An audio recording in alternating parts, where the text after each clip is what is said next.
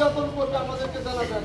যেখানে নির্যাতন হবে তাদের বিরুদ্ধে আমরা ব্যবস্থা নেব, চাঁদাবাজি করলে তাদের বিরুদ্ধে ব্যবস্থা নেব।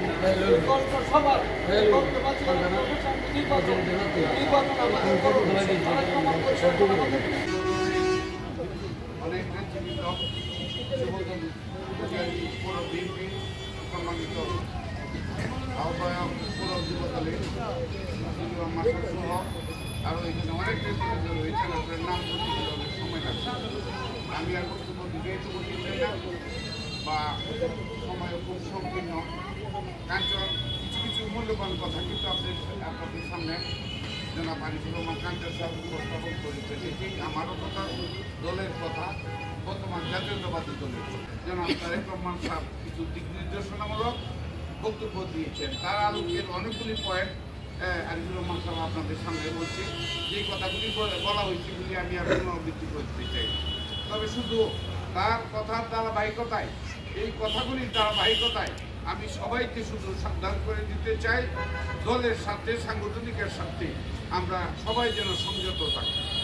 আমাদের প্রত্যেকটা নেতাকর্মী কর্ম হবে এরকম, যাতে আমাদের কাছ থেকে সাধারণ মানুষ শিখতে পারে, জানতে পারে, এবং আমাদের প্রতি তাদের আস্থা আছে যে এই দলকে ভোট দিলে আগামী দিন ইনশাআল্লাহ দেশে শান্তি ফিরে আসবে। তারেক রহমান সাহেব 3 বার প্রকাশ করেছে আমাদের মহান প্রয়াত নেতা মরহুম জিয়াউর রহমান সাহেব যে কথা বলেছিলেন, দেশ বাঁচাও মানুষ বাঁচাও, সেটাকে অন্তরে লালন করার জন্য উনি 3 বার বলেছেন, এবং সেটা লালন করে সেই পথে আমাদেরকে অগ্রসর হওয়ার জন্য বলেছে।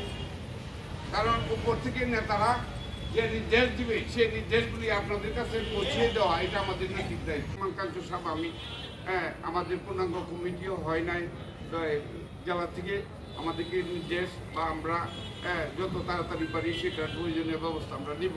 তবে আপনারা যারা ইউনিয়ন পর্যায়ে আছেন, আপনাদের তো কোনো অসুবিধা নেই। এদের মধ্যে হানাহানি, কাটাকাটি, ব্যক্তিরা সেগুলি ভুলে যান। এখন একসাথে কাজ করতে হবে, দলকে ক্ষমতায় আনতে হবে। আর ক্ষমতায় আনতে গিয়ে সেটা জনগণের আস্থা অর্জন করতে হবে। সেখানে ব্যর্থ হইয়া আমরা যদি আমাদের এইসব আজে বাজে বিষয় আজকে